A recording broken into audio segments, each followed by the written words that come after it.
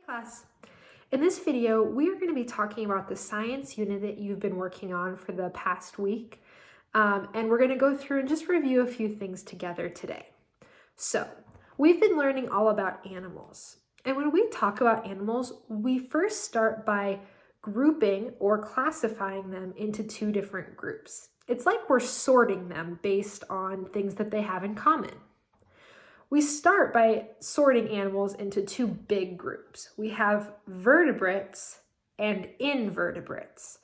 And the main difference there is animals that we call vertebrates have a backbone and they have bones in their body. Birds, reptiles, amphibians, mammals, and fish all have bones in their body. The other type are called invertebrates. In is a prefix here that means not, so they're not vertebrates. They don't have any backbones in their bodies. Things like mollusks, sea jellies, bugs, they don't have any bones, and especially they don't have a backbone going down the back of their body. They have things like shells, or in bugs' cases, they have exoskeletons, which prevent them from being crushed and gives their body a shape. In the same way, for vertebrates, their backbone and their bones gives them a shape. So those are the first two big groups that we talk about when we talk about animals. And so when we talk more about animals, we can separate them down into more groups. Like I told you, we have mammals. We can separate those down. Well, what makes a mammal different from a bird? Well, mammals have fur. Birds have feathers.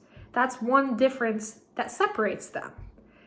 We talk about the things that separate them are an animal's traits, their characteristics, those things about them that we can tell are different.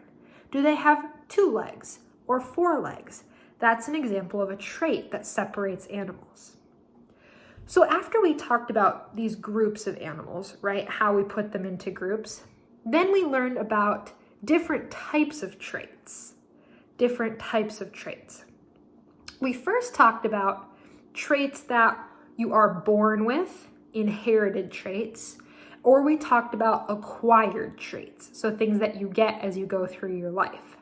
Let's first start by talking about inherited traits.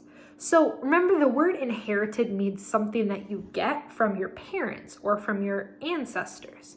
I use the example of my brothers and sisters, who 3 of them have red hair because my mom used to have red hair. They inherited their red hair from my mom. My dad has curly hair, so I inherited my curly hair from my dad. This is like a zebra inheriting the stripes of its parent. These are things that you or an animal is born with, just traits that you have because you're a human. You have 10 fingers. Just like your parents had 10 fingers. Fish are born with fins. Why do they have fins? Their parents had fins. They just inherited it. The other types of traits that we can talk about are acquired traits. So these are things that an animal or a person gets as they go through their life. They're not born with it. It's something that they get. They acquire it. An example that I really liked from the book was the picture of the elephant seal. And I don't know if you remember it, but it was an elephant seal that had some cuts on its body. It had maybe run into a boat or other sharp objects, which had cut it, but then its body had healed itself back together. Now, if that elephant seal has baby elephant seals, are they going to be born with those cuts on their bodies? No, they're not, because those cuts are acquired traits. There's something that the elephant seal got as it went through its life. It's really easy to talk about acquired traits in humans. For example, when you get your hair cut, that is you acquiring a different trait. Maybe you have somebody in your family who has gotten highlights, or maybe they dye their hair a different color. That is an example of an acquired trait. It's not something that they have naturally, it's something that they have to change. Ladies, if you have your ears pierced, that's a great example of an acquired trait, something that you get, it changes you as you go through life. Now, babies aren't born with pierced ears, even if the mom has pierced ears. That's because that's an example of a trait that you acquire throughout your life. The other thing that we talked about are behaviors, actions, things that people and animals do. And again, there's two different types. There are behaviors that are inherited. And then there's behaviors that are learned. They have to be taught. You just aren't born knowing how to do it. Let's go back to those inherited behaviors, right? So this is something that an animal or a person does not have to be taught. A bear does not have to be taught how to hibernate. It just knows how to hibernate. A fish does not have to be taught how to swim. As soon as it's born, it just knows how to swim. A bird does not have to be taught how to fly. The first time that it leaves its nest and it opens up its wings, it knows how to fly. Its parent didn't have to teach it how to fly. Those are things that animals are they're just born with knowing how to do those behaviors. They're just born knowing how to do it. Now, on the other hand, there are learned behaviors. And humans, we learn so many behaviors, right? We learn how to speak. We learn how to write. We learn how to read. These are all things that we have to learn how to do as we go through our life. We're not born knowing how to read. It's something that we have to practice, and it's something that we have to learn. The same thing is true with animals.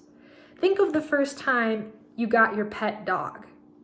What did you have to do the first thing? You had to teach it how to use the bathroom or how to bark or to go outside to use the bathroom. When you have a cat, you have to teach it how to use a litter box. It doesn't just know how to do it when it's born. It's something that it has to learn how to do. So we have acquired traits and inherited traits. A way that an animal looks can either come from its parents or it can be changed by the way of life around it. The way an animal behaves is also something they can learn from their parents, or it's something they can just be born with. Those are examples of traits that make animals different. And then the last thing we talked about in this chapter are animal adaptations. So these are ways that animals over time have changed to better live in their environment. That's probably the best way I can say it. They've learned how to adapt or change themselves to fit better into their environment. So, for example, think about a camel. Now, a camel isn't always born having a big hump on its back. Over time, camels have had to drink a lot of water at one time because they live in deserts. They don't just have enough water in their bodies to survive for a long time. So, as camels start to drink more and more water, their body changes and they start getting a hump where they store the extra water, which is a really cool way that a camel has adapted or has changed itself to be able to survive in its environment. Now, it's not a change that happens right away. This is a change that happens very slowly over time. Think about a polar bear that lives in one of the coldest places in the world, in the Arctic. Polar bear has very thick fur that helps to keep it warm. A polar bear needs thick fur because it lives in a place that is cold. An animal that lives in the desert would not have the adaptation of having thick fur. It doesn't need it. Some animals that rely on their ears to catch their prey have very big ears. Sometimes you'll see like a fox is a good example of an animal that has big ears so they can listen to find their prey. These are some great adaptations that animals use to survive in their environments. So I hope that this video was helpful for you in just getting a little more explanation in your science unit. So if you learned something from this video and you feel like maybe you need to go back and look over your work again and maybe change something about the work that you did, this is a good opportunity to do it. Thank you for all your hard work. Go Dolphins!